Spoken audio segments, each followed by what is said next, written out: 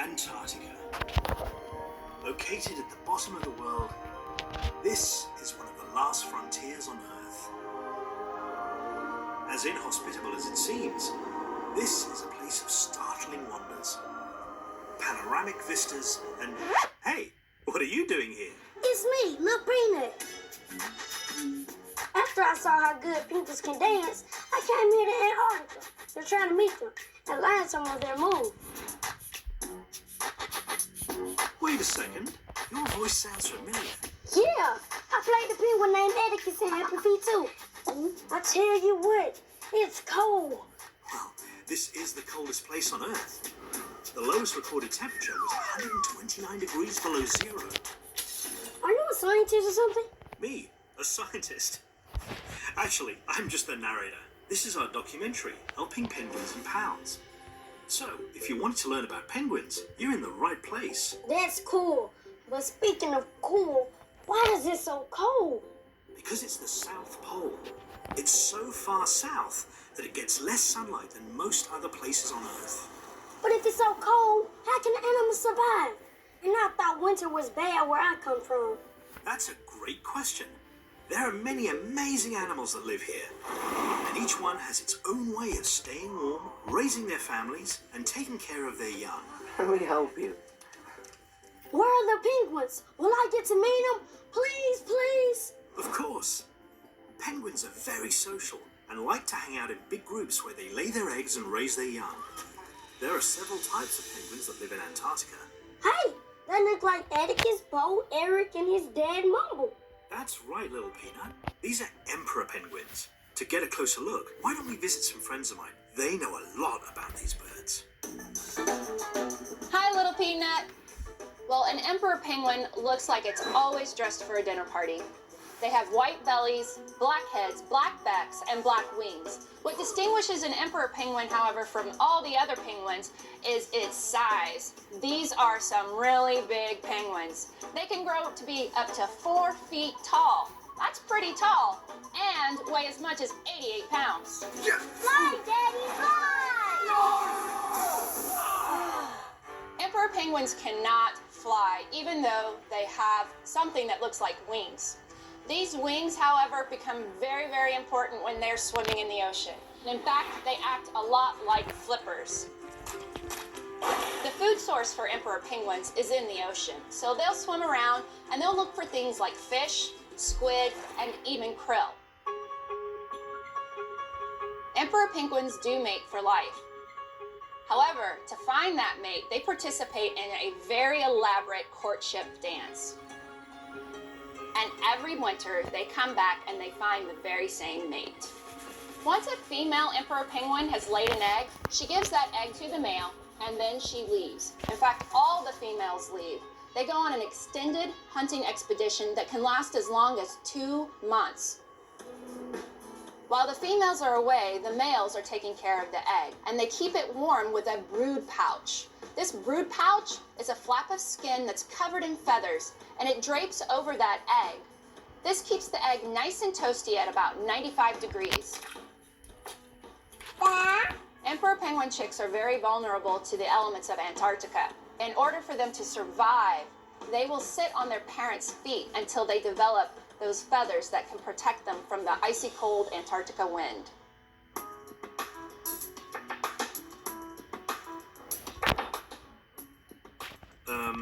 Little Peanut, are you okay? Sorry, but whenever I see penguins, I just feel like dance. They do have that effect. Look, it's Ramon and the Amigos. Well, that's not Ramon or the Amigos, but these are Adelie penguins, and we can learn about them too. The Adelie penguin is much smaller than the emperor penguin. They grow to be just over 2 feet tall and weigh as much as 12 pounds. So they're a much smaller penguin, but they're just as cute. Unlike the emperor penguin, the Adelie penguin lays 2 eggs instead of 1. Male emperor penguins take care of the chicks on their own. However, with the Adelie penguins, both parents participate in the raising of their chick. Adelie penguins generally build their nest on the rocky coastlines of Antarctica. In order to build this nest, they create a small ring that's just big enough for their eggs to sit in. And this rocky nest will ensure that that egg stays in one place. Gosh, he's eating rocks. That's no rock, hombre. It's love stones. Let me guess. Are those for your rock collection? No, silly. When you paying attention, whoever gets the pebbles gets the girl. Well, it seems to work for the Adelies. Anyways, let's move on to some of the other animals in Antarctica. G'day, gorgeous. Oh, I'm sorry. Southern elephant seal is actually the largest seal in the world. The males weigh about 4 tons and the females weigh about 1 ton. Elephant seals like to eat a variety of different things. They'll eat krill, they'll eat squid, they'll eat fish, and mainly they get their food from diving and searching for their prey for a long period of time. In fact, they can be out at sea for about 105 days. They have extra amount of red blood cells in their system, and they actually have extra cavities to hold the red blood cells. The longest dive actually that's been recorded in a southern elephant seal has been for over 2 hours. The Beachmaster backs up for nobody. Brian the Beachmaster in Happy Feet 2 is an excellent representation of exactly what happens out in the real world.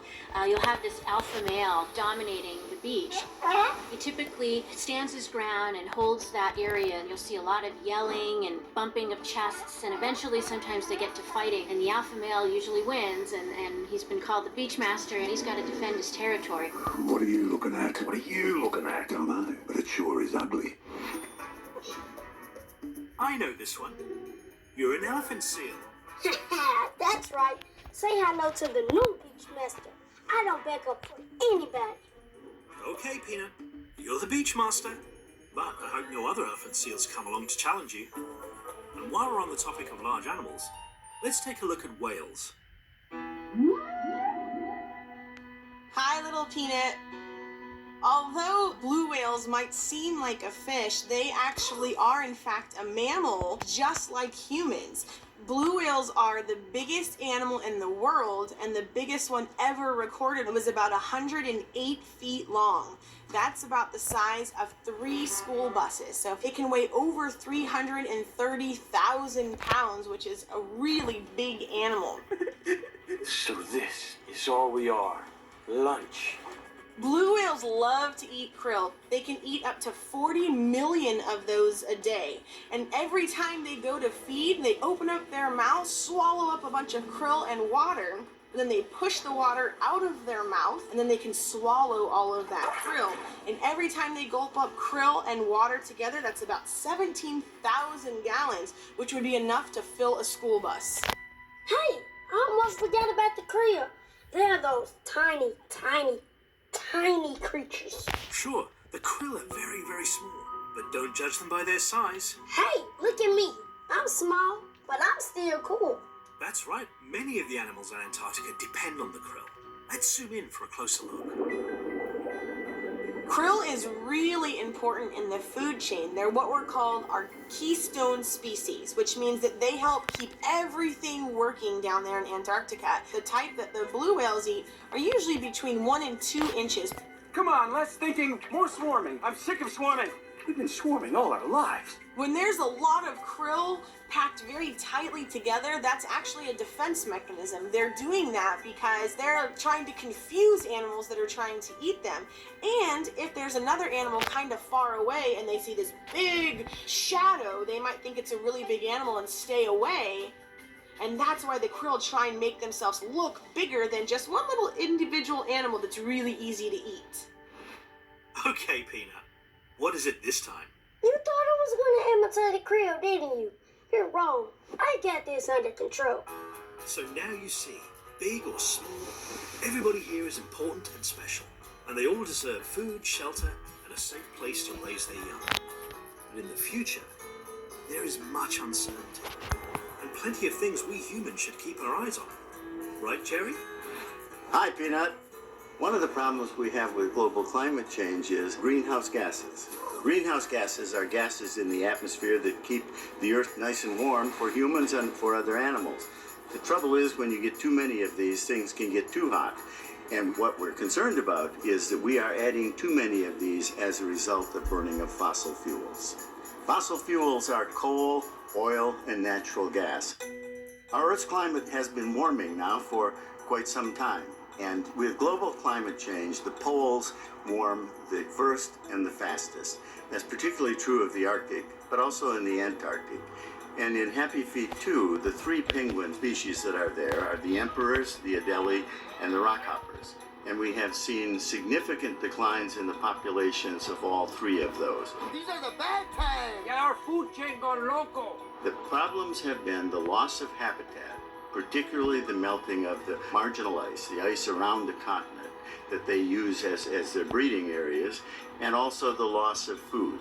And both of these are related to climate change. Thankfully, there are groups and organizations working to confront climate change and to educate people of all ages about the steps that they can take to help protect and restore wildlife and their habitats. But they can't do all the work alone. Here are some things that you and your family can do at home to help too. Unplug electronic devices when not in use. Take reusable bags when you go shopping. Walk, bike, carpool, and use mass transit whenever you can. Replace old light bulbs with energy-saving compact fluorescents. Dispose of garbage and chemicals properly. Plant trees and local plants because they can absorb carbon dioxide and provide habitat. Find out how to make your school greener. Yeah, I do all that with my family, and you should too. So that's it. I hope you learn a lot about our friends in Antarctica. For more information, please visit the National Wildlife Federation at www.nwf.org/happyfeet2. Thanks, everybody. This is Lil Peanut saying peace.